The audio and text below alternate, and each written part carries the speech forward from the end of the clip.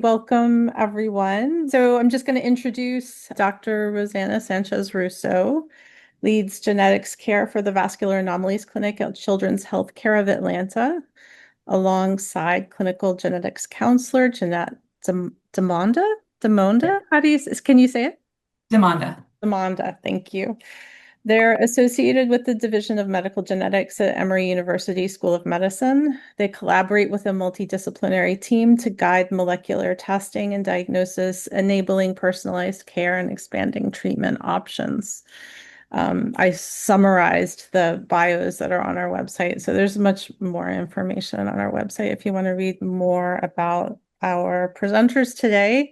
And I think, Janette, you're going to start. Is that right? So we'll just hand it over to you and let you get started. Sounds great. Well, thank you guys so much for inviting us. We're so honored to give this talk, and I'm really excited to share what we've learned throughout the years. Like it was mentioned, I'm a genetic counselor. I work at Emory and with the Children's Healthcare of Atlanta Vascular Anomalies Clinic alongside Dr. Sanchez. And we have a particular interest in vascular anomalies and different types of overgrowth conditions. Neither of us are in the really nitty-gritty molecular space, like laboratory-wise, but we are really good at taking complex information and simplifying it down for our patients. And so we do take care of many different types of patients with vascular anomalies, PROS, and MCM. So I'm happy to get started and share my screen, unless Dr. Sanchez, you wanted to say a few words about yourself. Thank you. Yes, we are super honored to be here. We're very excited to be able to meet with you guys and collaborate with you and learn alongside each other. What Janet and I think have noticed throughout the years is that this is an area that we recently started understanding how it relates to genetics and the care that we can provide and getting involved in this multidisciplinary care because it is definitely not a one-man show. And we are very lucky that our patients have come, along the ride with us and taught us as much as we've been able to learn so far. So we're very grateful for that as well. All right, so I just sent you a request to share my screen. So hopefully it'll come through.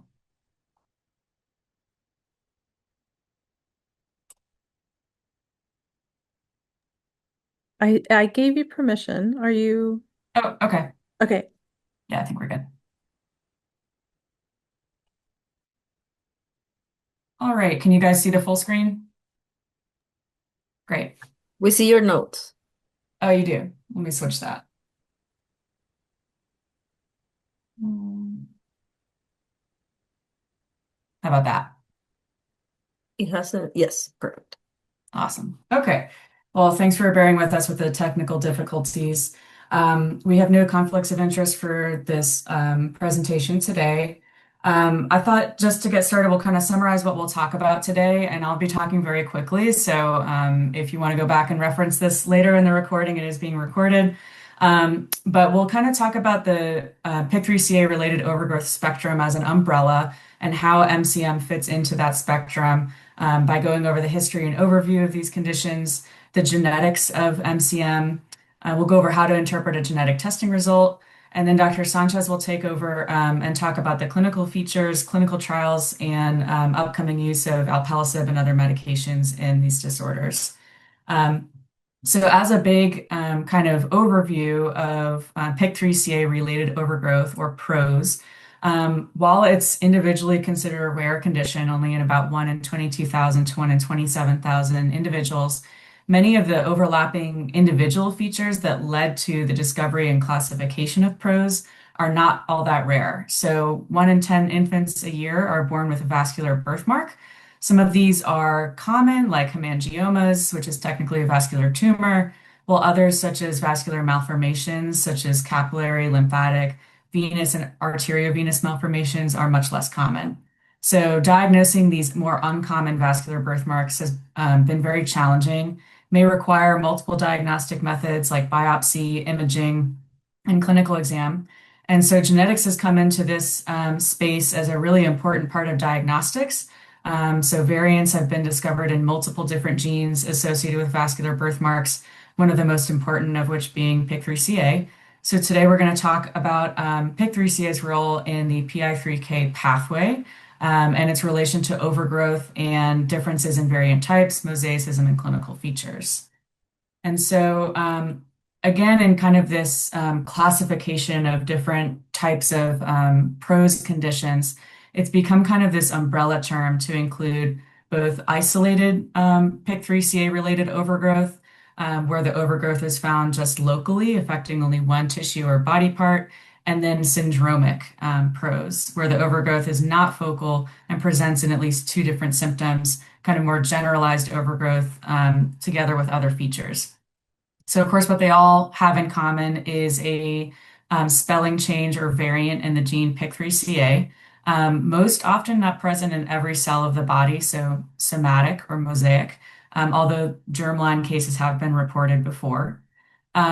Another feature of these conditions that differentiates it from other overgrowth disorders, such as Proteus syndrome, for example, is that the overgrowth is generally congenital or present at birth, and then typically distributed in an asymmetric or mosaic pattern. So, of course, they all share a variety of overlapping features, most commonly overgrowth, which can be found in different types of tissues, brain, skin, blood vessels, bone, muscle, adipose, and connective tissue. And so just to briefly go over, kind of give you an overview of all the nice acronyms that we like to use in these conditions. It encompasses so many different disorders, which can make things a little bit confusing for patients and families, and also the people caring for them. So syndromic PROS disorders would include MCM. Another common indication we see in clinic is KTS, or Klippel-Trenaunay syndrome, where you have a capillary malformation, overgrowth of usually just one limb, and then venous malformation. And then on the more severe end of like the multifocal overgrowth, we see Cloves syndrome. This is congenital lipomatous overgrowth, vascular malformations, epidermal nevi, and skeletal or spinal anomalies. And then we can also see a rarer tissue involvement in the muscle and fibroadipose tissue. And some of these conditions, the ones with the asterisk, have also been reported to have undergrowth in association with the vascular anomaly, which is kind of a more unusual presentation. And then if we go down to the isolated vascular malformations, we can see abnormalities in the formation of lymphatic, venous, capillary vessels, or even a combination of those things. Less commonly, we see arteriovenous malformations, but those are usually associated with other gene changes rather than PIK3CA. And then sometimes we have a more generalized lymphatic anomaly, or GLA, that's much more widespread.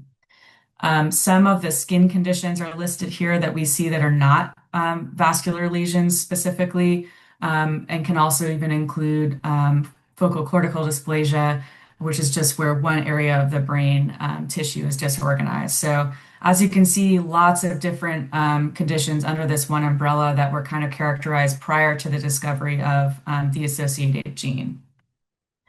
And so today, I've been calling it MCM, as I'm sure you guys are aware. This condition has had many different names over the years, which has led to some confusion.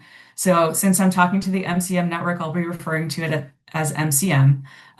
But we know that it started out in 1997 when this first collection of patients was described, was called MCMTC, or macrocephaly cutis marmorata telangiectasia congenita. And then as more was learned about the condition, it was changed to macrocephaly capillary malformation syndrome to better describe the skin findings that are found in these individuals, because CMTC can be kind of a more generalized benign skin modeling that can be seen commonly in infants. And then finally in 2012, again, before the associated gene was discovered, a different doctor, Dr. Mirza, proposed the name MCAP to amend the macrocephaly characterization to megalencephaly. So rather than just large head size, they wanted to differentiate that it's not just large head size, it's large brain, or megalencephaly. And then some of these abbreviations also include the term polymicrogyria, which is too many small folds in the brain. So after these clinical buckets were proposed, the associated gene was discovered, and so now it's considered under that PROS umbrella. So you may hear, any of these names when we're talking about this condition. I think a lot of people in the medical field will use MCAP, but some still use MCM as well.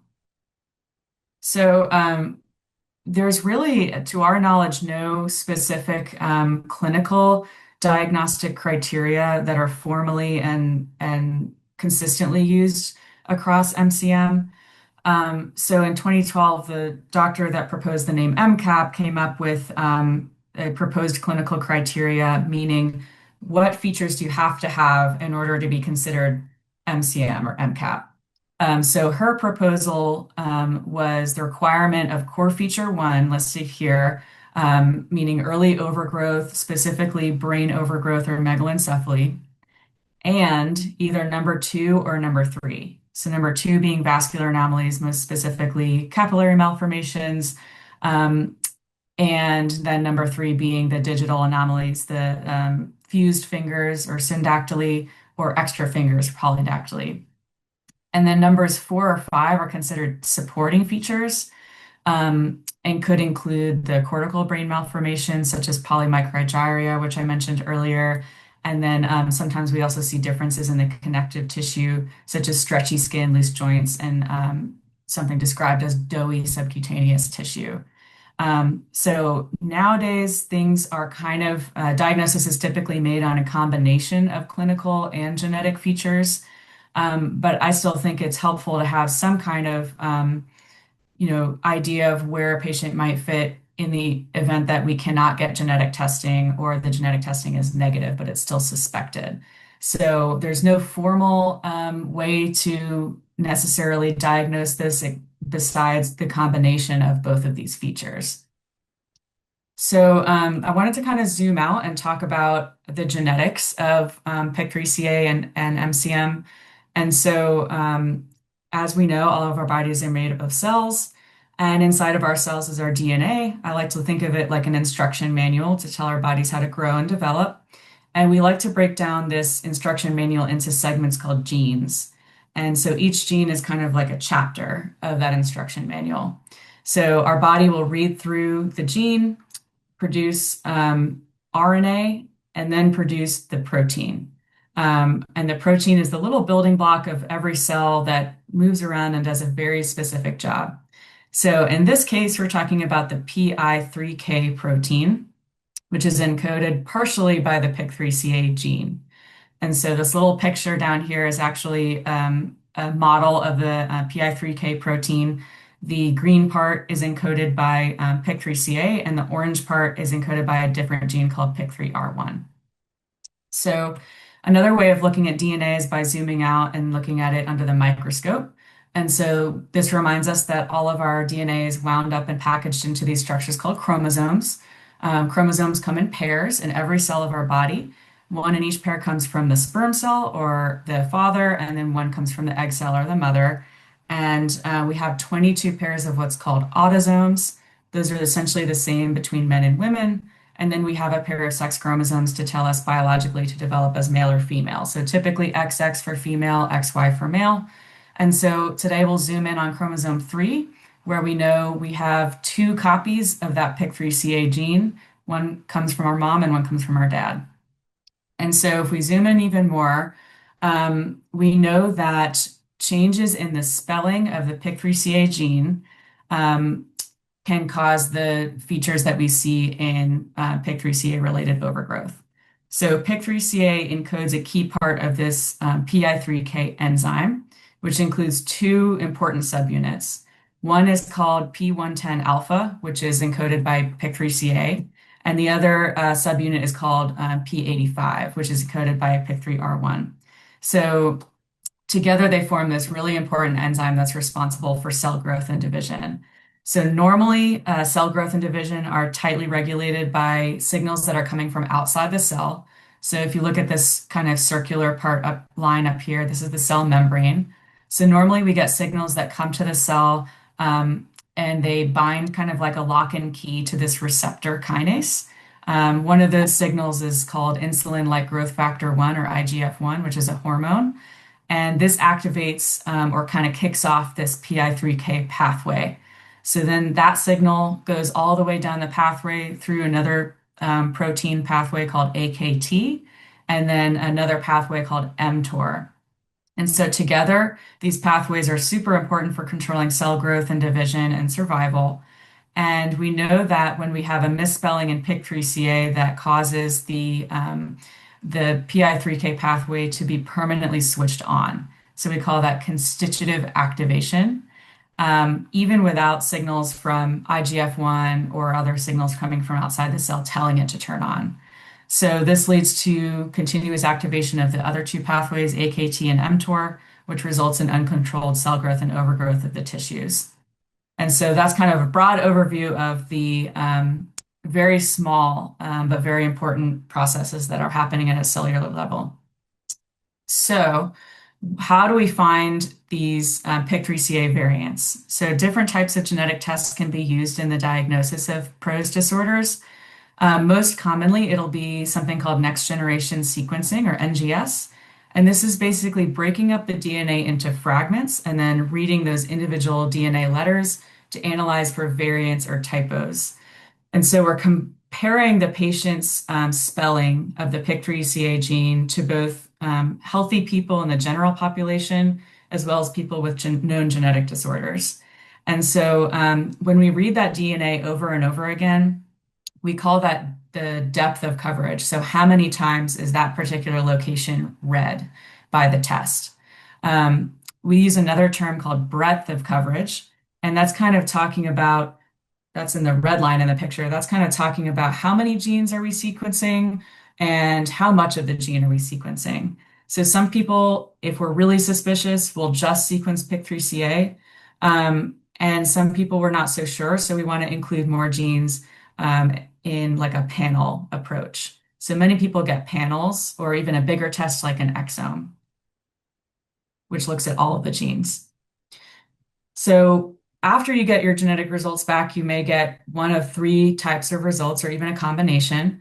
A normal or negative result would just mean that we looked through either PIK3CA or other types of genes, and we didn't find any differences between the patient DNA spelling and the standard in our databases.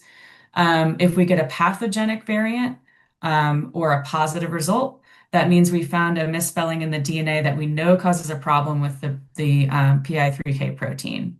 And then if we get a variant of uncertain significance or a VUS, this means that we found a difference in the way that the person's gene was spelled when we compare it to our typical spelling. But we don't know for sure if that's harmful to the gene or if it could just be normal human variation that's running in our family and doesn't cause problems. So sometimes we'll get one gene that has a pathogenic variant, one gene that has a VUS. And so it takes a lot of different people to kind of look at the report and determine what does it mean for the person sitting in front of us. Another really important concept in this condition and group of conditions is mosaicism. And so for a lot of genetic conditions, people think of it being inherited or happening in the egg cell or the sperm cell that created the baby. So in germline conditions, such as think of like sickle cell anemia or cystic fibrosis, things you might have heard of, the variant or mutation occurs before conception, so before the sperm and the egg combine and those cells start dividing, which means that every cell in that person's body has this spelling difference. Whereas in most PROS conditions, the variant or mutation happens after the sperm and the egg combine in just one cell that was replicating its DNA and just made a typo. And so all the cells that come from that particular cell will have the variant while the other cells do not. And so in most cases, these are not inherited. They're sporadic. They might be called somatic mutations or mosaic mutations. And I'll kind of use mutation and variant interchangeably, but we tend to lean towards using the word variant. The timing of when this variant happens is really important. So if the variant occurs very early on in development, a larger proportion of cells throughout the body will carry it, which means more widespread and severe manifestations, just as a rule of thumb. If the variant arises later, only a subset of the tissues might be affected, resulting in more localized or milder presentation. So this explains why the location and the extent of vascular malformations and other features can vary so much between not only people with MCM, but also other PROS disorders. Another important concept is what types of tissues this variant comes from. So the picture on the right is a very, very early stage embryo undergoing cell division and differentiation. And so there's a particular germ layer called the ectoderm, and that's where our buccal cells, or our cheek cells, and other tissues that are affected in MCM, like the brain, skin, and capillaries, that's where that tissue comes from. And so for that reason, sometimes we have better luck getting a positive result from a cheek swab than we do from a blood sample, because the blood cells come from the mesoderm, which is a different cellular layer. So oftentimes, if we can't get a skin biopsy or tissue biopsy, we'll recommend a buccal swab first over a blood sample. What we call the mutational spectrum in MCM is very wide. So this means that the mutations that we see among people with this condition are spread all throughout the gene. So if you've ever Googled PIK3CA, you've probably read about its association with cancer. And the reason that it's different in cancer than it is when we're talking about something like PROS has to do with three things. One is the type of mutation. Another is the timing of when the variant occurs in embryogenesis. And third is the cellular context. So what type of tissue is it occurring in? So when we see PIK3CA mutations in cancer, they're typically in what we call hotspot variants. So these are very specific locations in the gene that are very common to have misspellings in. And they're usually occurring later in life, like in adulthood, in tissues that have proliferative potential. So like breast tissue. We know that we see PIK3CA mutations in breast cancer. In contrast with MCM or other PROS disorders, we know it happens very early on in embryogenesis. They're often in MCM, often in non-hotspot variants, and usually what we call less oncogenic, meaning less associated with those cancer types of mutations. So currently, there's no solid evidence that tells us that individuals with MCM are more likely to develop certain types of cancer, although certain tumor types have been seen. And so we see this wide range, in the blue bars are the ones in MCM. So there are some more common locations that people with MCM will have mutations, but as you can see, they're really widespread across the gene. Other PROS disorders like CLOVES and some of the ones with really severe vascular malformations do occur at those cancer hotspots. So same locations as we see in tumors. But they too are not necessarily at higher risk to develop cancer. So one question we get a lot is, does the mutation type predict severity? And the answer is kind of twofold.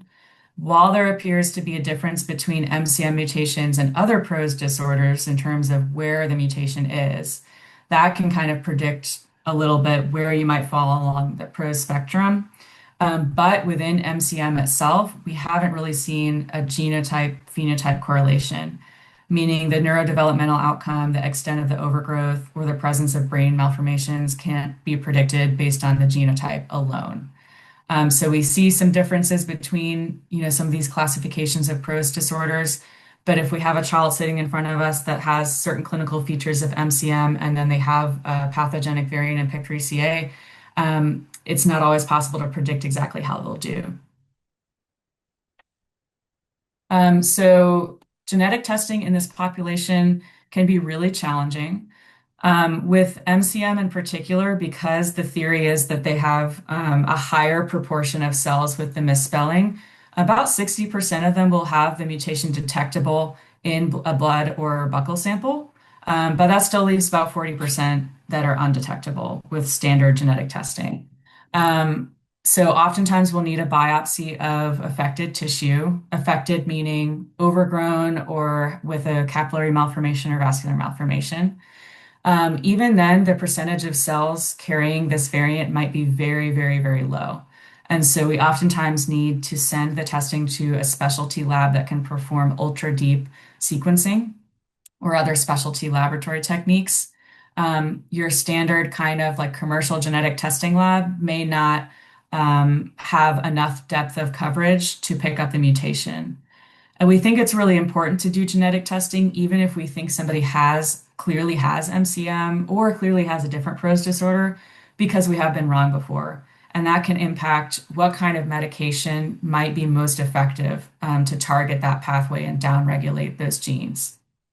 So we'll go on to reading a genetic testing result. So this is pretty complicated, but if you've had genetic testing and have a positive result, it might look something like this. Every lab is a little bit different, but in general, they'll have the first column with the name of the gene that they found a change in.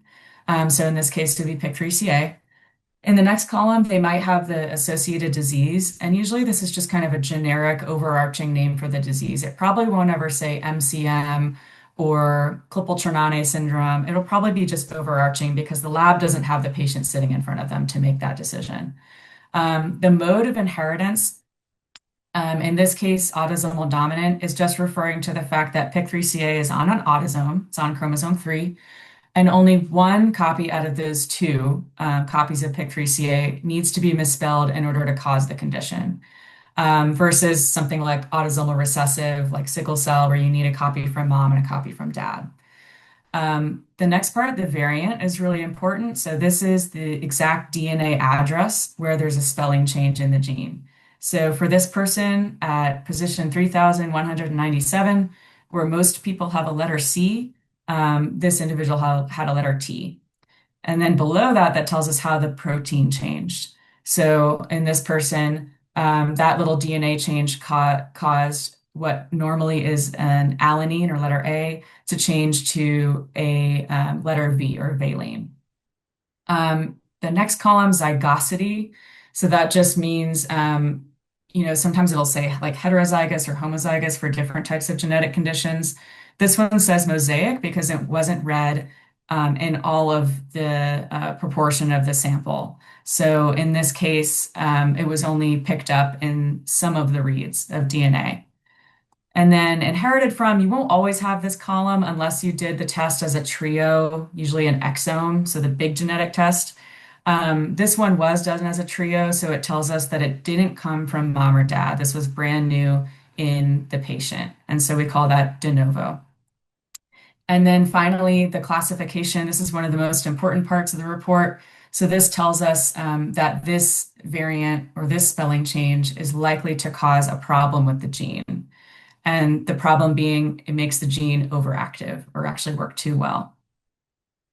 So another example, you might have, differences in the way the report looks. Sometimes you'll have a little number in the beginning of the report that tells us just the ID number for the gene in one of our databases. So we reference the correct read of the gene.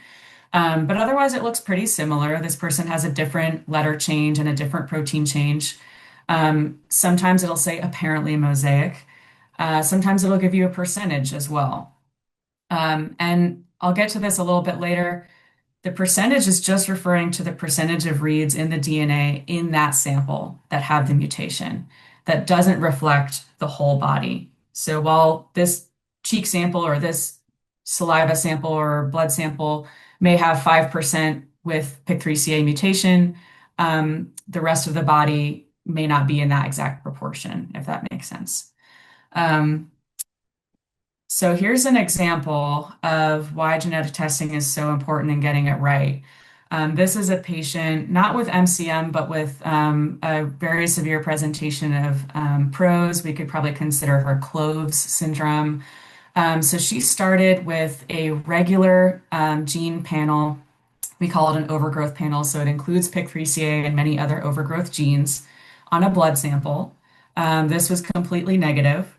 And it was only depth of coverage about 50x, which means the gene was only read through about 50 times. She then had another genetic test, still kind of a standard commercial genetic test on a skin biopsy of the affected area that was still negative. And then finally, we sent her a deeper tissue sample from the lymphatic malformation on her chest wall to Seattle Children's for a very specialized deep sequencing test at about 2000x. And that picked up the mutation. And as you can see, it was still at a very low percent, what we call variant allele fraction. So only about 5%. And that's in somebody who clearly has a very severe presentation of disease. So testing is very challenging. This took us 3 tries to find this, even though we were quite confident in what the patient had. We see this in general as well. So currently I'm doing a study, not published yet, but looking at the differences between our patients who undergo standard commercial genetic testing on a skin biopsy or tissue biopsy compared to patients who undergo some of that more specialized, deeper genetic testing. And we see a significant difference in the patients that get a genetic diagnosis from this. So in a difference of about as high as 60%. The biopsy type can also matter, but we have to keep in mind too that the more common accessible genetic testing labs don't always accept certain specimen types. So they might only accept skin biopsies or buccal samples rather than the deeper tissues. And then finally, what we're also seeing, unfortunately, is a pretty big discrepancy in patients who can access the more specialty testing. So our Medicaid patients, unfortunately, Medicaid doesn't work in our state with the more specialized laboratories like Seattle Children's. And so we just can't access that testing for those patients, and they're not getting a diagnosis as often as our private insurance patients who can access it. So this is something that we want to raise awareness of to make these testing practices more equitable across the country. So I'll wrap up and hand it over to Dr. Sanchez, but I just wanted to summarize by saying this diagnosis is complicated. It's made on the basis of both clinical features and genetic testing results together. The percentage of mosaicism in the sample itself does not necessarily predict severity, although theoretically we would think that throughout the body, having a higher percentage mosaicism would result in a more severe presentation. The type of variant doesn't necessarily predict severity within MCM, but we do see differences between MCM and other types of PROS disorders. If you have a variant of uncertain significance, it may not be enough for a diagnosis, but it's something you'll have to talk to your healthcare provider about depending on the patient's clinical features. A negative result does not rule out the possibility that the patient has PROS due to limitations in genetic testing. Many genetic testing labs are just not equipped to pick up this low level of mosaicism. So sending to an appropriate lab is very important. If we can't get an affected tissue sample, sometimes buccal might be enough for MCM patients. And then something I always like to add in is PROS disorders are genetic, but they're not typically inherited. We have seen germline or non-mosaic forms, but we've never seen one that's been passed through families. So with that, I'll hand it over to Dr. Sanchez. Thank you guys so much. Thank you, Janette. That was so wonderful. I'm going to now try to share my screen. Let's see if this works. And can you see my screen? Are you seeing my notes or the No, looks good. Alrighty. Well, thank you again so much, and thank you, Jeanette, for that just amazing introduction to all the genetic testing and PROS. I wanted to start off by just acknowledging that there's more purposes to a medical genetic evaluation than just doing genetic testing. And I think that's something that some people may not have had access to. We know that there's very few specialty clinics for patients who have these type of overgrowth conditions and other vascular anomalies. But now that we've discussed a little bit about how to perform genetic testing, how to read through it, now let's look back again at some of the other broader goals of the evaluation. So within the comprehensive assessment that we do in the clinics, it helps us assess and guide both management and long-term cares as well. So when we do a medical genetics evaluation, and specifically for PROS or PIK3CA-related overgrowth spectrum, including MCM, when we confirm the diagnosis, the way that sometimes I tell people about it is that we can help classify the condition between those subtypes based on the clinical presentation, but also it's like suddenly all the information from the medical literature with the knowledge of the PIK3CA gene that someone could carry a difference on is at my fingertips. So then I can use that information to guide, to understand the extent of involvement, for instance, of the brain or the body, of the vascular system, to better guide the patient, to connect them to targeted therapies, to connect them to research trials, to connect them to support resources like the wonderful one that you guys have here right now. And we also acknowledge that it can take a very long time from when symptoms start to get to a correct diagnosis. And we do also help to bridge that gap. In the specific context of MCM or MCAP, as Janette was defining, we already saw how it typically starts during embryogenesis, so when the baby is forming in utero, and we can see the variability in the combination of the different kind of symptoms and tissues that can be involved, that then results in that wide, what we call phenotypic, meaning clinical presentation spectrum.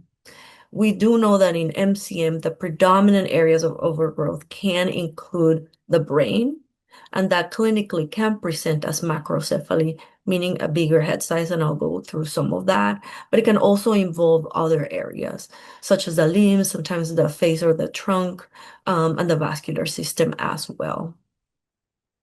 And so let's talk a little bit about if I give someone a diagnosis, what may I be doing in the clinic and what the discussions may look like with the patients and families.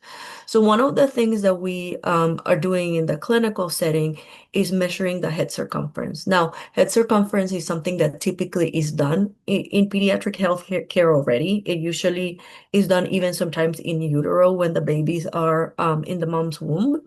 At birth and then later in life. And this helps us to also monitor the brain development in children that are growing through time. In the context of MCM MCAP, we know that macrocephaly is defined as a head size that is larger than what is expected for both a person's age and sex, and that's why we compare it to specific nomograms, which are the head circumference growth charts. And here on the picture, you're seeing, I do not know if you see my cursor, but under A, you're seeing a head circumference growth chart for boys. And then on B, you're seeing a similar one for girls. What we see is that there is a black line and then two dotted lines above and below. That's what we expect to be the typical growth of the head. The first part of the graph is the first month of life, and then we have the years. And so typically what happens in a growing child is that the head size in the first year of life is growing pretty quickly, and then it kind of tapers off. And it really tapers off at around 6 years of age. What we're seeing in people who have MCM, MCAP is a little different. And again, I don't know if you can see my cursor or not, but where the other lines, the blue and green ones on A, and on B, the kind of reddish orange ones, is that most of the patients have a higher head size, even at birth. And some patients have been known to have a bigger head size, even prenatally. If we were looking at the average, which is the dark line in the middle, and then the dotted line above that one, which is usually the 97th percentile for head size based on sex and age, we see that most patients are above that, and it can range above 2 standard deviations above that, up to 7, and the highest one recorded have been 9 to 10. And the other thing that you notice with the head growth is that it's not the typical tapering. It can be a linear growth over time. why do we think these happen is typically twofold. And that's where maybe the differentiation between MCM and MCAP came in like 2012, is because we started noticing that the reason behind it in many cases was because the brain size in itself was overgrown. That's what we call megalencephaly. We do also know that there can be extra fluid around the brain, which we call hydrocephalus. But what was also noticed is that the nature of the growth was progressive. And even in people who had extra fluid in the brain, when the fluid was drained, they were still having some of the overgrowth. So it does seem like the macrocephaly, the bigger head size, is most closely related to the actual brain growth. If we were to look at the imaging of the brain in itself, and we were looking at the brain size, we can tell on imaging that the brain size is a little larger than average, based again on normative data. But one of the things that I like to tell people is that even if the brain size was larger, that by itself doesn't necessarily predict the developmental outcomes or the severity of the developmental outcomes on the children that we're seeing. So we are not just assessing the size of the head or the size of the brain on imaging, we're also taking into account neuropsychoeducational evaluations and how the child is doing, to better help them and to tell them what types of therapies may be best for them. In the case of the enlarged fluid spaces, that is also something that we can see on brain imaging. And we can see what we call ventricular megaly, which is areas where we see more fluid than what we expect, or true hydrocephalus, where that extra fluid is actually causing some obstruction.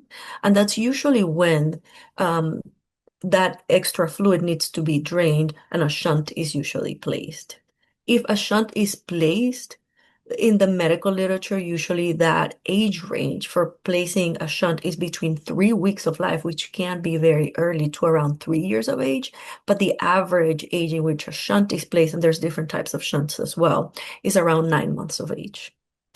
And then the other thing that we see often when we look at the actual imaging of the brain is this polymicrogyria. And I have, on the side of my slides, what some of these mean. That just means, like Janette was saying, that there may be extra folds on the surface of the brain. Having those extra folds where maybe the neurons are not formed as we would expect and may be disorganized and not sending messages appropriately from one cell to the other can actually also lead to differences in how we develop and also lead to seizures. So let me show you some examples of some brain imaging and talk about some of the other things that we can see on neuroimaging. So over here, with the arrows, if you see B, F, and J, which are on the second column, you see these small arrows that are colored white. That's trying to show those kind of extra folds in the brain. If you look at P, which is the last one in the bottom, you can see some of the extra fluids. You can also see it on N. So these are things that we're actively looking for when we do MRIs of the brain. And then on I, which is the third one on the first column, you can see the corpus callosum. This is an area that is important for our brains because it's a little band of tissue that is connecting both hemisphere or both halves of the brain and helps send signals. Sometimes we can see that these may be a little thicker or a little bit thinner, and that can also by itself be associated with some developmental delays. Not always, because we can see people who have a fully absent corpus callosum and do not have any features. So again, just the features that we see on imaging by itself is not enough for us to predict developmental outcomes. One of the main reasons for us to look at brain imaging in the context of MCM MCAP, and not only at a one time, but to continue to tell people that ongoing monitoring, particularly in infancy and early childhood, is important, is because we can see something called cerebellar tonsillar ectopia. And what this means is this back of the brain over here, again, if you look at below that little corpus callosum that I was showing you, there's another tissue that is called the cerebellum. The cerebellum helps us control balance or coordination, fine motor skills, but it is also sitting lower in the skull. And in people with MCM, MCAP, it can sit even lower than what we would expect and extend toward the little hole that allows for some of the nerves to go through, which we call the spinal cord. And so if it's lower than we expect, then it can also compress surrounding structures. What we know about this is that it's not the same as in the macrocephaly, megalencephaly that I was showing you before, where we can expect many of these things to be there present from birth. These cerebellar tonsillectopia, where it's sitting lower than usual, may not be there from birth and may take time to develop. So that's one of the reasons why we usually say, let's do an MRI every 6 months in the first years of life, typically until 2 years of age, and then annually from there. What are the red flags? What are the symptoms that I'm discussing with the patients and families that I want you guys to know about and to look into?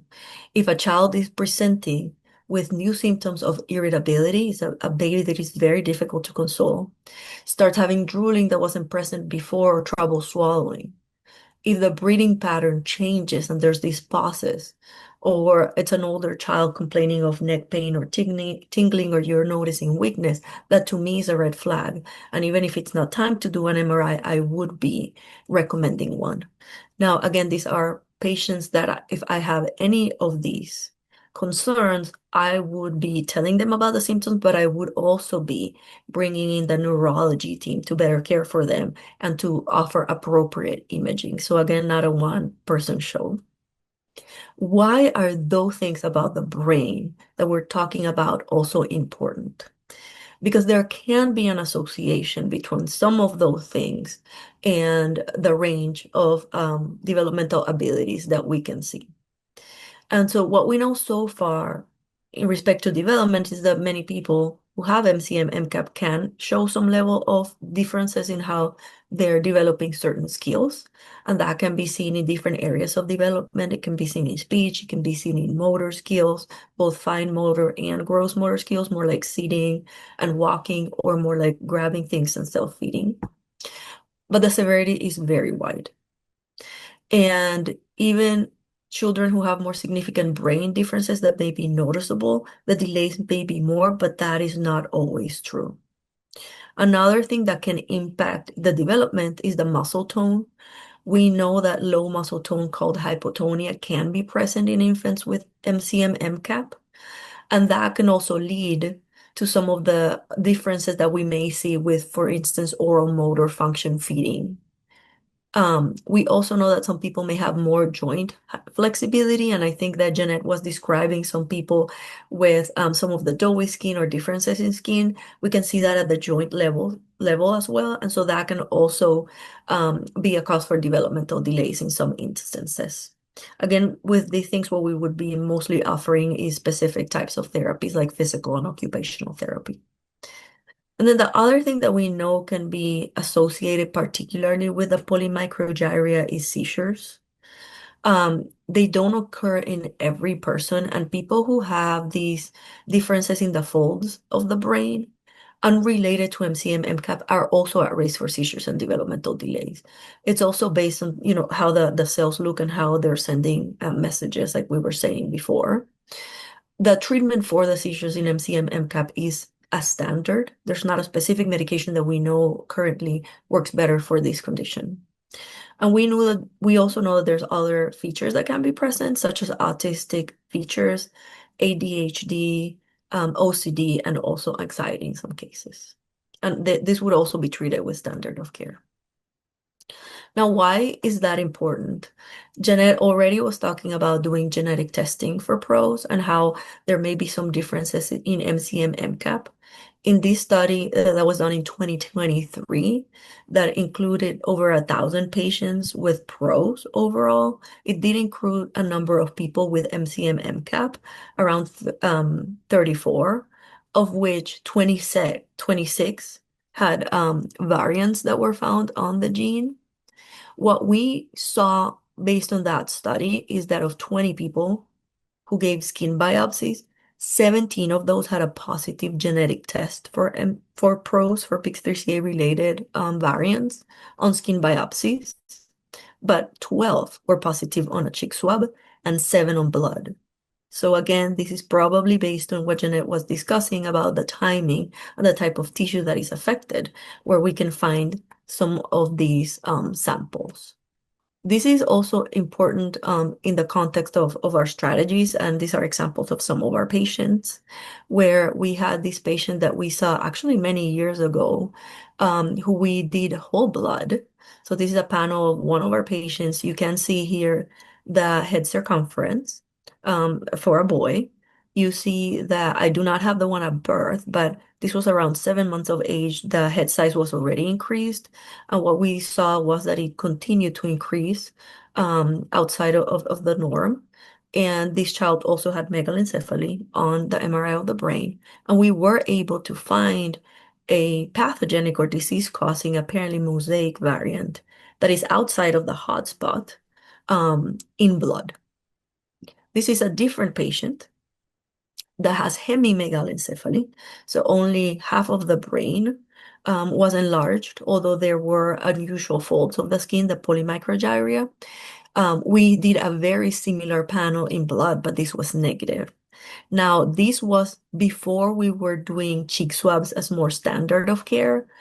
That's the reason why I was showing you that this study before was done in 2023, because these samples that I'm showing you right here, we started obtaining around 2017, 2018. So 7 or 8 years ago, where we were not doing or were as knowledgeable of the cheek swabs in the context of this condition, which also takes me to say that with all this knowledge and how things have advanced, we have also changed how we do our practice. The child that I'm showing here did end up having a skin punch biopsy. These we can do in office, but they're mostly done by our vascular anomalies team surgeons and interventional radiologists, but I can perform them in my office too.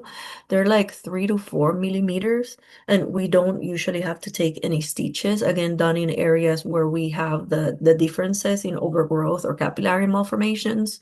When we perform these, they're the size of around the eraser of a number 2 pencil. So they're pretty small, but they can be very helpful. And in the case of this child, this was positive with a likely pathogenic variant and was also mosaic. So why are those variants also important? I know that Janette was already mentioning that the variants that we see in PIK3CA are hyperactivating, so they're more active than what we usually see. She showed a close-up view of these that I'm showing you now, and to complicate matters even further, where you see the bigger yellow arrow, that's where the PIK3CA gene, and you can see that the way that I think about it is twofold.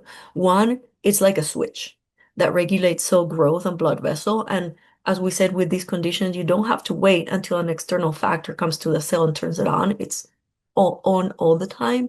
But it also has different levels of how on or off it is. So in the context of MCM pros, what we know is that these light bulb switches may not be as active, which explains why the percentage of the variant throughout the body and the number of tissues that are affected or different can be higher. When you see F, you're seeing people who have what is CNS is the brain involvement with PROS, and next to it, the people who don't have brain involvement with PROS. And what you see on the non-brain involvement is the darker blue. There's more of those hotspot regions versus people who have the brain involvement has less of those very active variants. The other thing that you'll notice is I know that Janette mentioned that when we see genetic testing result, we can find unknown or uncertain variants. We can have more unknown variants and uncertain variants within this group of people. That's when the phenotype, the clinical presentation, and the whole evaluation helps us say, are we suspicious of these genetic changes or not? The other thing that I think is important to look at when I'm showing all this crosstalk between genes is it's almost like a relay race where if one gene is active, it's activating the next one and is activating the next one, but there's also crosstalk between other genes. But that's also where those gene panels come in handy because there can be overlapping features in genes on both sides of the relay races that I'm showing you. And so far, I've mostly discussed some of the variants in the brain and central nervous system. But we know that MCAP, MCM can also involve other body parts. We can see the blood vessel differences, although they're usually not as the deeper ones like we see with other types of pros, like KTS and CLOVES that Janette was mentioning. We can see capillary malformations. I think you see a little bit of it in the middle graphs here, where they tend to look more superficial, smaller blood vessels that are different. And you can also see the differences at the level of the limbs, where you can see the digits that can be fused together that we call syndactyly, and the polydactyly that usually happens on the side of the pinky that we call post-axial polydactyly.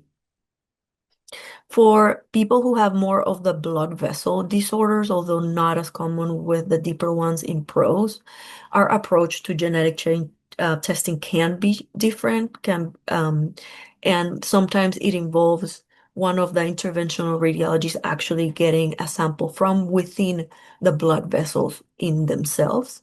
And those are the deeper biopsies that Janette was talking about that not all the labs would be able to test from. And here I'm just showing you that on one of the papers, some patients that are in red on the little boxes um, were categorized clinically as MCAP, but when they performed genetic testing, they actually found variants in a different gene called GINA 11, which is now where I have the broader arrow in yellow on the next slide. Now, the good things about our better understanding of these is that now we can offer different things, both for genetic testing that are in the horizon, but also for management. In the context of genetic testing, there's something called cell-free DNA. I think many people have heard about this more when mom's blood is tested when they're pregnant to try to know if the baby may have some chromosome differences and also the sex of the baby. This we borrowed from cancer in the context of vascular anomalies because we know that cells naturally shed their DNA because we have new cells forming and some that are dying, and that's a very natural process. So DNA may be free flowing in our plasma or serum of the blood, and it's something that we can measure. And we may be able to find variants such as PIK3CA from this type of testing in the future. It's not approved yet to be done clinically, but it is something that we also collaborate with other teams on. And we've sent our own patient sample. This is not a patient with MCM, but with PROS, where we did find one of those hotspot variants in PIK3CA. The clinical significance of all of these also informs the treatment of vascular anomalies. In this study that was in 2022 in Nature from the CHOP team, they showed that whenever there's vascular malformations, and this included some patients with PROS, 72% received a diagnosis. If I tell you this in the context of all the genetic patients that we see with many different things, only around 30% of our patients receive a diagnosis. But I think the most compelling part of that was that around 63% of people had a new medical therapy that was started, or there was a change in medical therapy based on a molecular diagnosis that was made. Christy, I know that we're on time, so I wanted to stop there unless you guys wanted me to continue. Well, I think it's up to you. I was going to ask you what your limitations are because we would like to also have Okay. a Q&A. I only have 3 questions here right now, but it's fine with me to go over if it's okay with you guys. I have the time Okay. just So for what you. so why don't you finish your presentation? We'll go to the Q&A, and I'll take this opportunity to ask people who are watching to go ahead and put their questions in the Q&A, and then we can go through those when you're done. So sound good? One. That sounds good to me. If it sounds good with everyone else, I just have a few more slides, and this was more on management. I think people may be interested on this as well. I think that most people know that around 2022, a medication called alpelisib was approved by the FDA for use in PROS. It is intended for children and adults above 2 years of age. And it is a specific oral, because it's oral medication, PI3K alpha selective inhibitor. So it inhibits the gene, and I'm again showing the same graph now with alpelisib next to it and the arrow. And so what it does, it kind of dampens that extra activity of the gene. Now, it was mostly used in the original EPIC clinical trials, and some of which were retrospective data, not prospective data. We're mostly looking at reduction of lesions, so vascular malformations, and they were measuring outcomes as over 20% reduction of the lesions, as well as improvement in other things like pain, fatigue, and limb asymmetry. So this is one of our patients in the clinic who has PROS. It's the same one that Janette showed when she was a little baby and was tested. And she's gone through many different types of resections and procedures, including debulking procedures where they remove some of the tissue that is growing in an accelerated rate. And what I wanted to show is she was one of the patients who started this medication, alpelisib, and we did see improvement. Mind you, no medications are without side effects. So some of the things that we know that can happen with alpelisib is some hair loss, ulcers in the mouth, hyperglycemia, which is elevated blood glucose levels, diarrhea or colitis, and some skin rashes as well, amongst others. And so just more recently, because there was no specifically, let's say, licensed drug for MCM MCAP, and there were no standardized evaluations on the effect of neurocognitive functioning on the prior trials, then this phase 2 double-blind multi-center placebo-controlled trial has now been studied. This I found that is being done right now in France.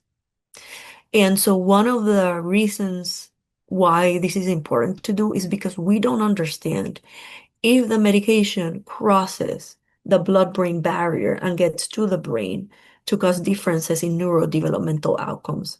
So what this team is doing is studying this medication in the context of people with brain differences and then assessing their neuropsychoeducational type of evaluations as well as brain imaging to be better able to answer that question. And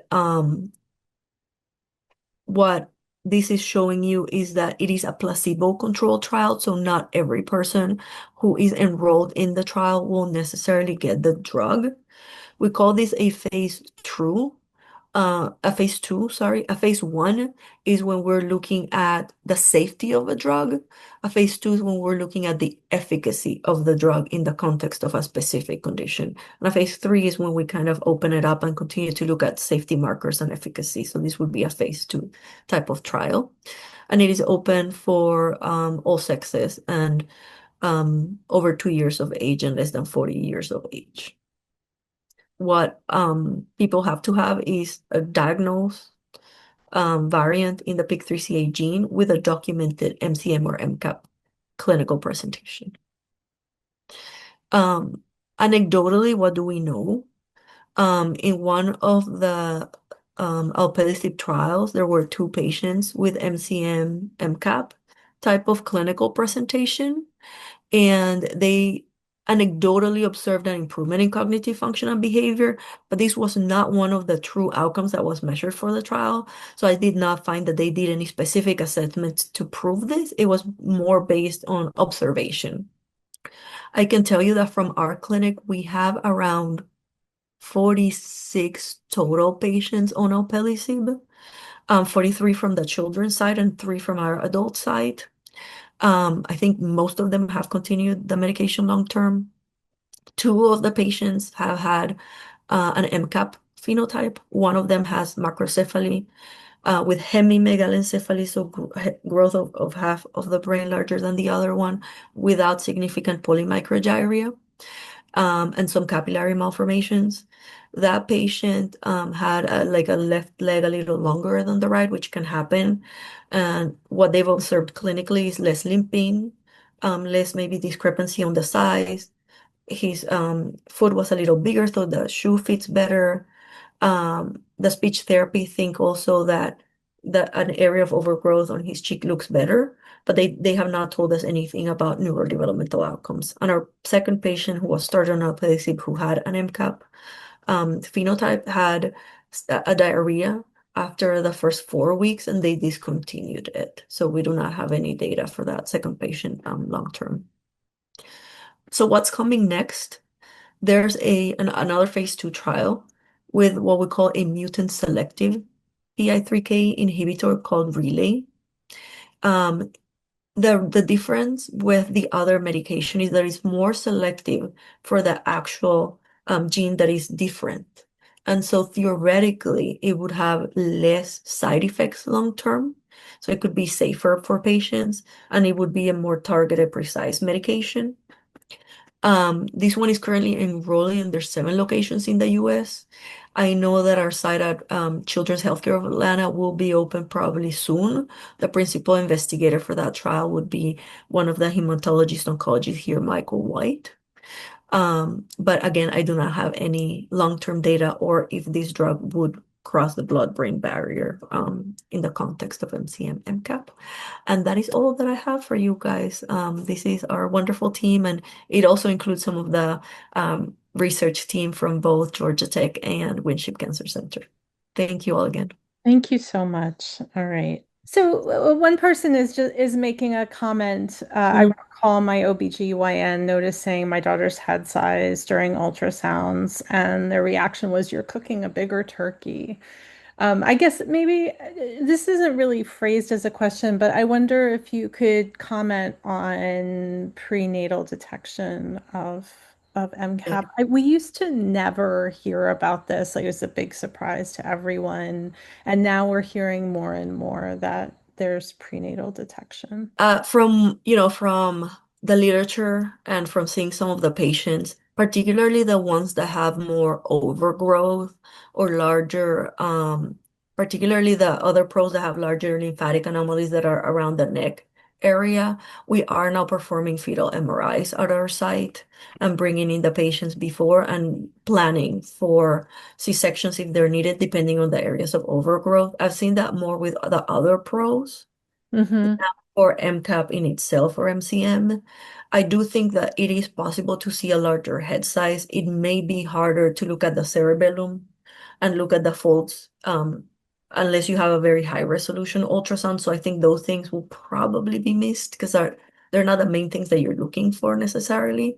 And a bigger head size by itself is not enough. And so the majority of the kids that we see in the office for macrocephaly that are not coming for pros, they're just coming for a bigger head size, is what we would call a physiological bigger like head size, typically familial. So a lot of patients may just have family history of in my family there's a bigger head size, and sometimes we go ahead and measure parents and grandparents when we're in the office and we will note a trend. And if you do an MRI of those people, most of the times there's just extra fluid around the brain, not within, that we call Bessie. And it's like a benign enlargement of the subarachnoid spaces. Why do we give weird names to things? I don't know. It makes it harder for me to say. But the majority of times we don't see the true megalencephaly. I do wonder if in the future, with better resolutions of the ultrasounds, we may be able to tell that a little bit more apart. But I am not surprised to hear that people's experiences with that have been that they may feel like dismissed or in general, they may have been put in the category of, yes, we see these and it's probably just your family. So it sounds like, to summarize, clinically in your clinic, you see this more with the people with more focal extreme overgrowth and not so much with the brain involved patients, Yeah. where it's more non-specific. Yeah, like, and I think that from ultrasounds, prenatal is very hard to tell. Someone wants to know about the prevalence of seizures beginning in puberty for kids with PROS. That is a great question. I don't know the exact prevalence, but that's a very good question. I do know that we can see it from from infancy to adulthood. So the onset of the seizures can be very wide, and even the type of seizures can be wide. They could be focal, they could be generalized. So it's not a one size fits all with the seizures either. In general terms, it's being quoted that maybe 50% of people, particularly with the polymicrogyria, and sometimes a little bit higher than that, quoted in some studies, will develop seizures at some point in their lives. I think that what I try to do in clinic is that I try to tell people what are some of the symptoms that you may see if you are at risk, and those patients and those families, I do send to neurology as well. And so within our clinic, there's a neurologist who also specializes in overgrowth and some of these conditions. And what they do is tell them what precautions to take if someone is at risk for seizures, like not swimming by yourselves, right? Because you don't know when some of these things are happening, and also how to know when or what may look like a seizure and when to seek help. Yeah, it can be So, confusing. yeah, so those are the main things that the discussion looks like with the patients in the office when they haven't had any seizures, but it can happen even in puberty and after puberty. I do not know if maybe some of the hormonal changes may bring them on, but I do know that we've had at least one patient who had something that looked like a febrile seizure. And so we know seizures can decrease the threshold to develop seizures Okay. during the febrile illness in people who are predisposed. So that would be the other moment in which I would be maybe vigilant. Is there a clinical trial for MCAP treatment now? So the only one that I found was that one that I showed you with alpelisib. The all the all the sites were in France. Okay, well, I will just mention so that this person knows. We had a webinar with Relay, and they were emphatic that they were admitting all PROS They patients. were admitting all, yes, correct. So Relay would be right. Am I correct? I mean, do you agree? Yes. Okay. Yeah. hmm Yeah. But the So only one that is specific for MCM that I found okay. was the one for alpelisib. Oh, I see what you're saying. But MCAP patients would be eligible for the Relay trial. Okay. It would be. Yeah. Based on they'll probably look at the positive genetic testing, the type of variants they have, and then all the inclusion exclusion criteria, but theoretically, yes, all the pros. I have a question. Do you see adult MCM patients? I don't have any right now, but I do see adult patients with vascular anomalies. So that one of I think the nice things about genetic is we see people across the lifespan.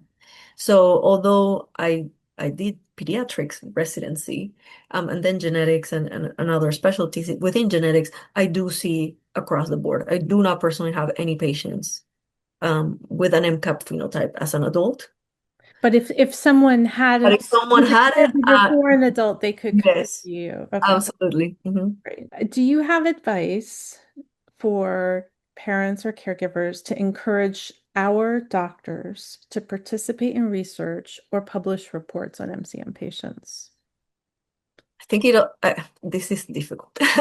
I think it depends also what and who the local doctors are and what maybe their specialties are. I think it's very difficult if you are in a like pediatrician's office or internal medicine office that doesn't specialize in these conditions to publish or participate in research. If there's more like a vascular anomalies clinic, then that is a little easier because there is a consortium here in the US for vascular anomalies called CaNVAS, where there's many internal research being done and people from different centers can try to become a site for that. There is ISBA, the International Society for the Study of Vascular Anomalies, which is also like a bigger branch that people can start learning from one another and from multi-specialty and feel more comfortable and maybe doing research in some of these conditions. Um, because we're rare, I think most of us know a lot of each other. Right. And so I think that if people started including themselves in some of these groups, I think that could take you far. And I do know that you guys as a group have done great strides in LUCA guidelines.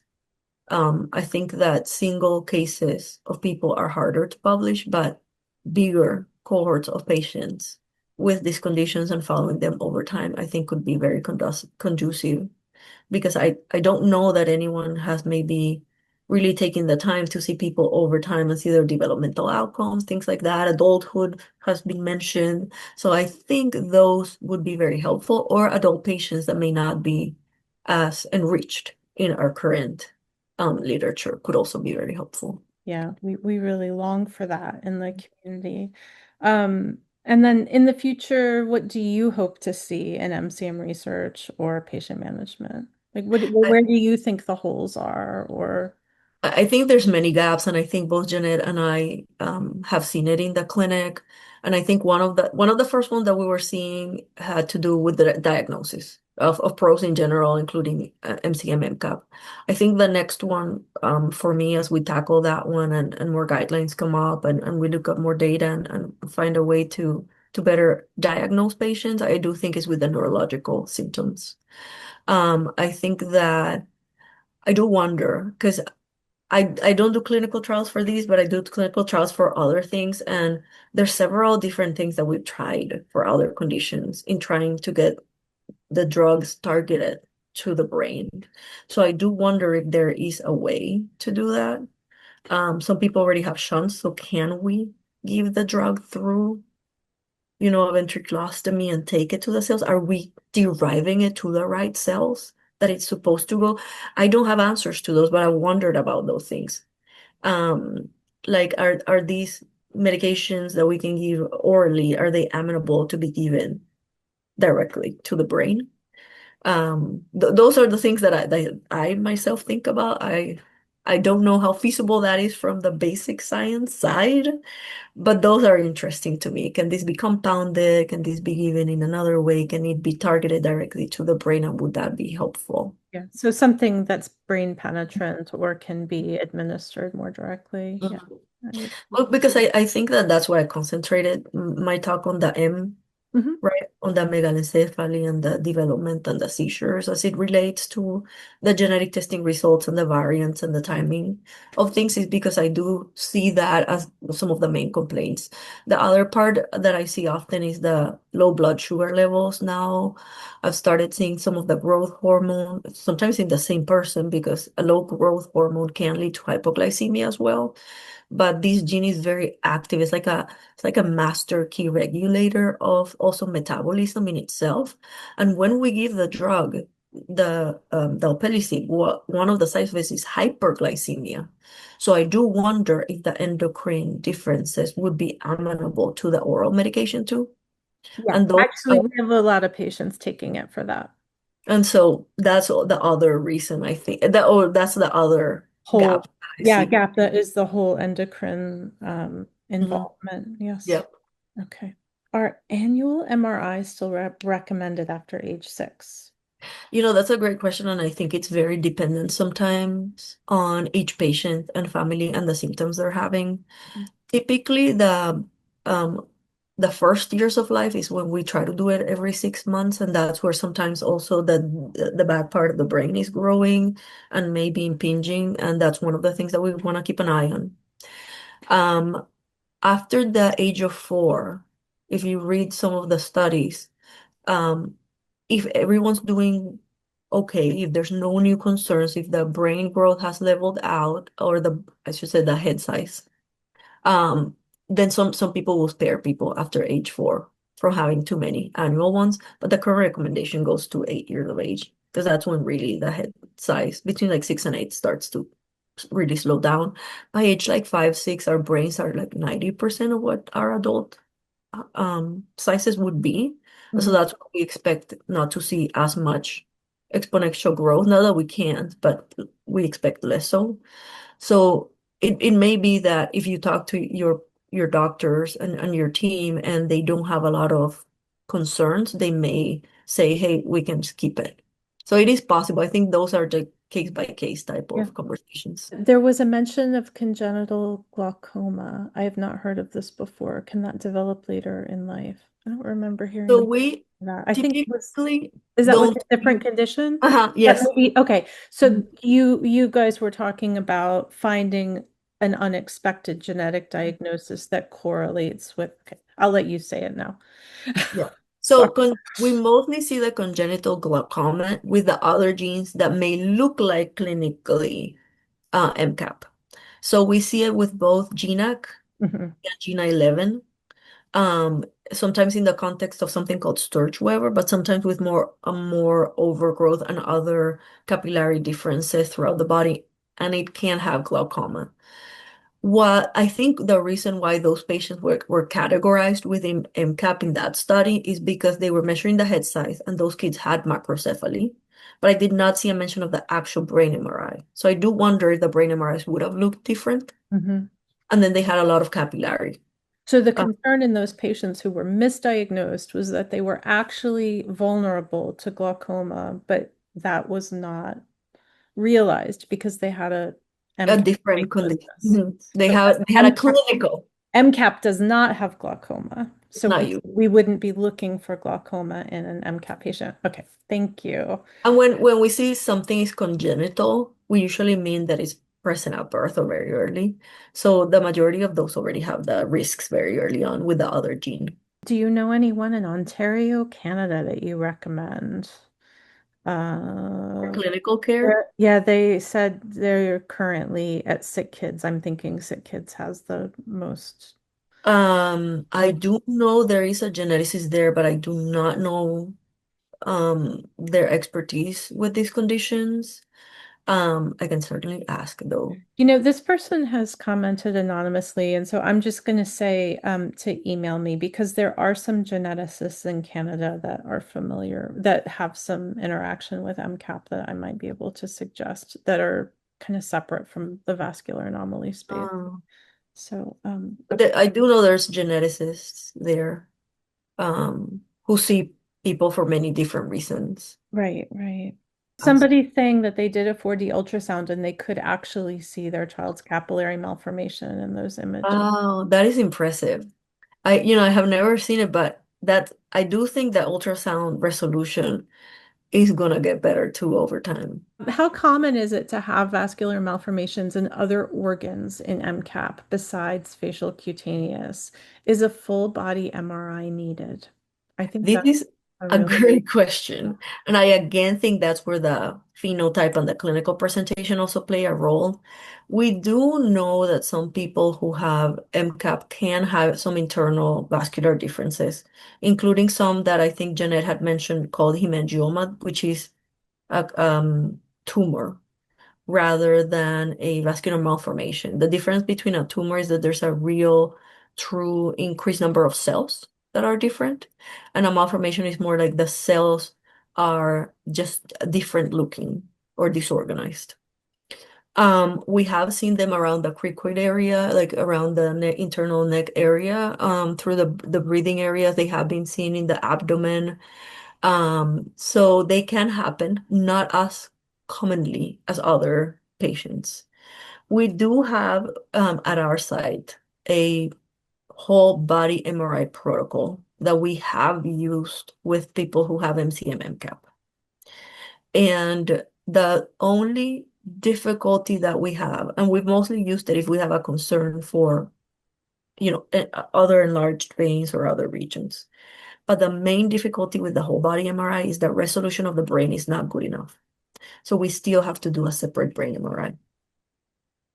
The protocol in different, centers is going to be different, but the one at Children's Healthcare of Atlanta actually has very good ways of looking at the feeding of the blood vessels, both for the veins, the arteries, and then also the fat. So would you do this MRI on a patient who only has facial cutaneous capillary Not usually. malformations? Not So usually. what would trigger you to do this MRI on an MCAP patient? So there's some that I've seen a lot of more widespread Mhm. um, cutaneous differences, and there's some that have had more lateralized overgrowth, where maybe we're questioning could there be other blood vessel differences, within the area, and it's not just maybe the soft tissue Mhm. or the bony overgrowth that can also be seen. I think those would be things that would trigger me to say, of course, again, not unilateral decision. We would be chatting as a group on this, but those would be the things that I'm thinking about.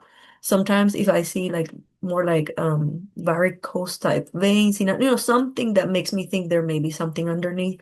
I can tell you one of those patients where we did a whole body MRI, we did see that some of the veins were enlarged compared to the non overgrown side of the body. Sometimes we see full macrosomia, right? Like the whole body looks a little larger. But sometimes it may be more disproportionate or asymmetric. In that person, the veins look different in size, but they didn't look dilated or otherwise where they had to do a procedure. Okay. So I don't think these other vascular differences are as common as what we see with other pros, the internal ones. This person's from Jordan, and we don't have many doctors who know about the syndrome. And they're asking, are all kids diagnosed on medication? My son is not. He's only having physiotherapy, occupational and speech therapy. And I just would say from our community, that's actually pretty common, even in the United States. Yeah, I wouldn't say all people who have the diagnosis are on medication. I think it's very dependent on the symptoms and the aims of why you're using the medication. Mhm. So right now we know that the medication can help when there's overgrowth or vascular anomalies to decrease the size in people who are having pain from those to improve the pain. And so that also improves the functionality. But our understanding of some of the developmental outcomes with the medication are not clear. So they're not standard of care, even in the US or Right. other countries. Um, they can be tried though. If someone wanted to, we would offer it to them and say yes. But I've had patients with MCM MCAP where we've discussed the drug and what we know so far, and they've chosen not to be on it. Mhm. There's side effects also associated with it. So I think it's one of those conversations to have with the family with good informed consent. What do we know? What we don't know? What are the side effects? For how long to use it? We don't even have answers for some of these things, and people may be on it for a long time. Things can develop over time. We're doing a lot of blood tests at the beginning, looking at the liver function test and the pancreas and the sugar level. So we have to take all of that into consideration, but I would not say it is standard of care right now for MCM MCAP. Thank you. And the next question actually we could probably do a whole webinar about medication. This person is There are some people that are very knowledgeable. this is asking about the effect of alpelisib on growth hormone deficiency and separately learning disability. Is the medicine effective to treat them? Yeah. We don't have a lot of long-term data collected on some of these patients right now. And I think that one of the difficulties is that you have to measure an outcome. Hmm. Uh, for the I'll start with the intellectual part and the cognitive part. It's not as easy. You have a group of people that may have difference cognitively that we don't know how they're gonna do over time, and that they may have mild differences in how they're learning or more severe. So the variability also makes the group non-heterogeneous. And then you have to, I think, choose the right things to measure from the neuropsycho educational side. So it's not super easy and we don't have the data. So right now we do not know.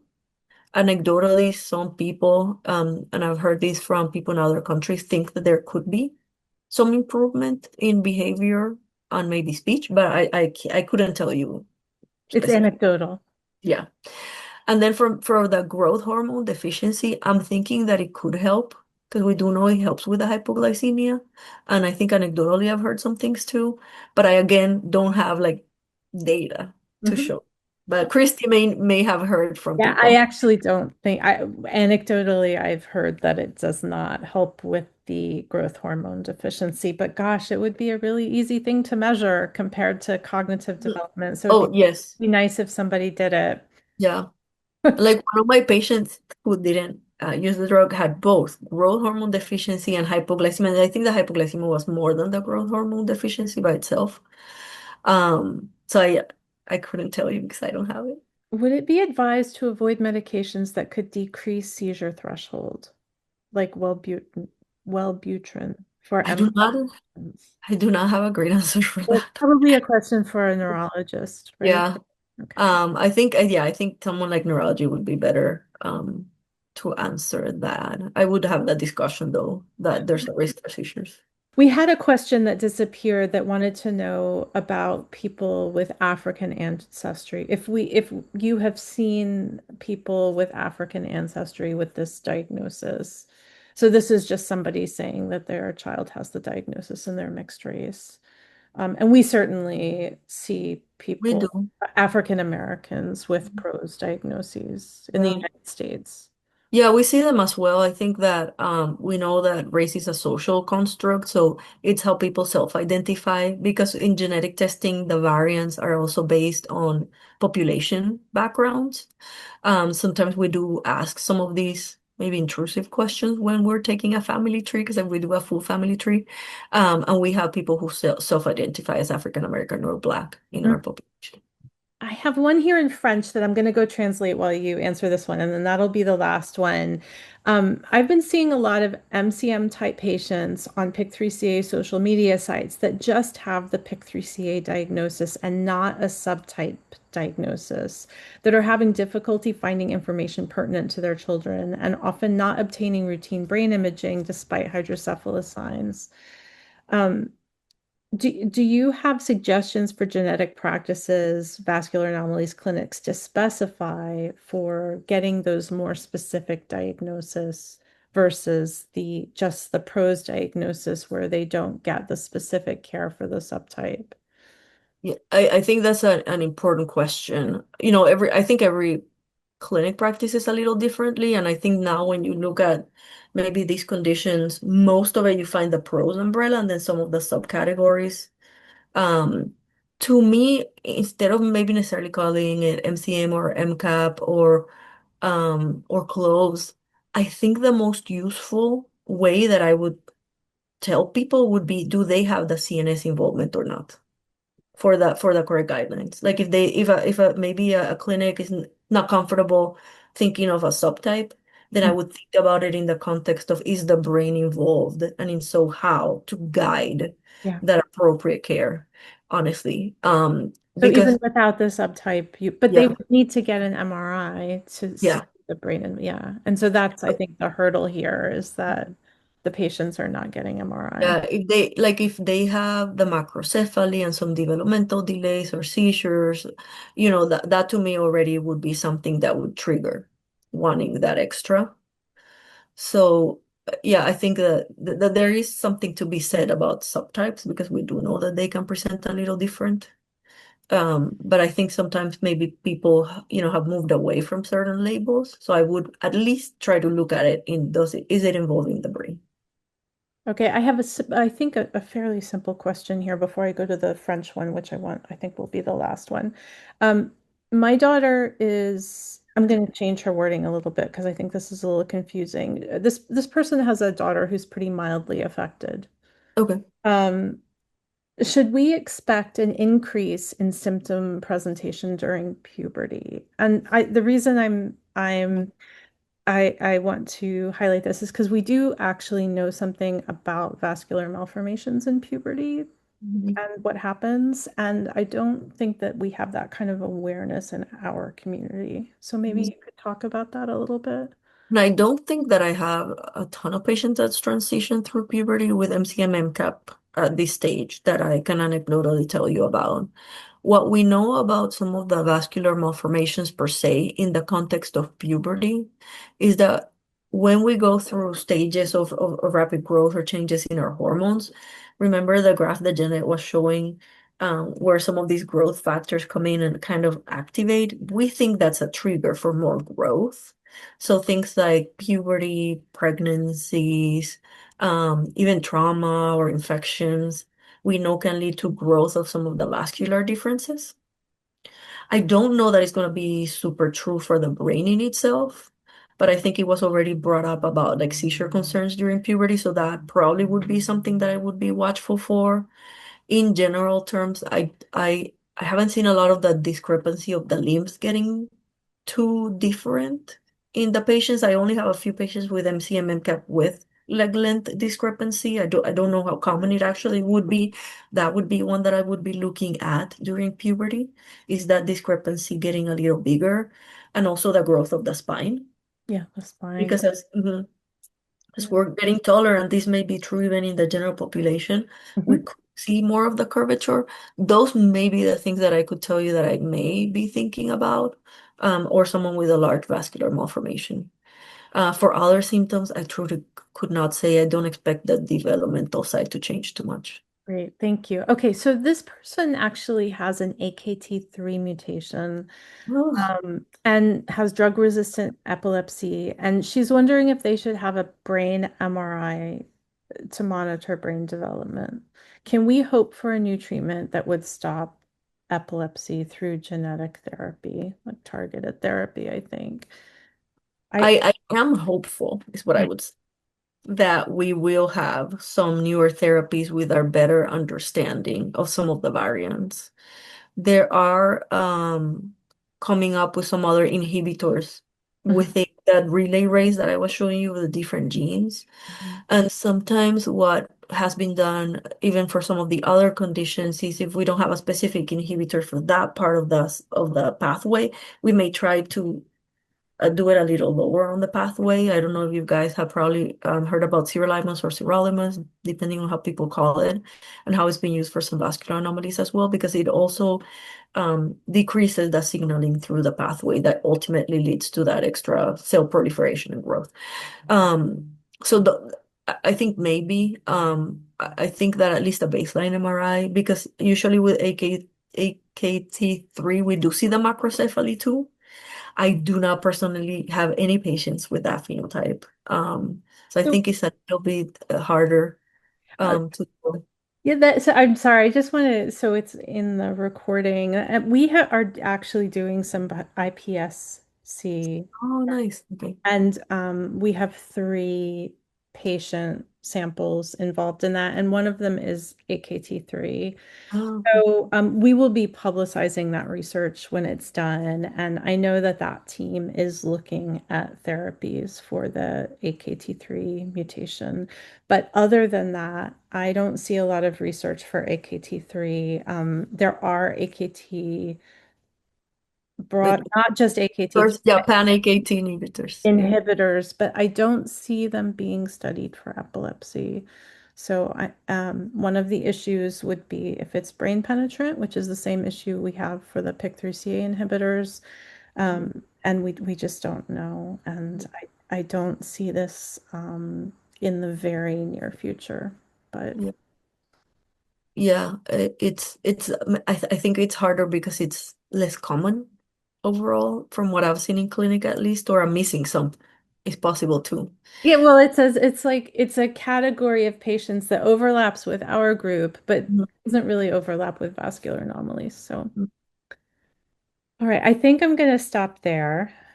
We went 42 minutes over. I'm so sorry. Sorry, but thanks for But staying thank with you us. so much for sticking with us. I really appreciate it. This was our first webinar in a long time of this series and of this project. And really It will appreciate. only get better from here. Thank you.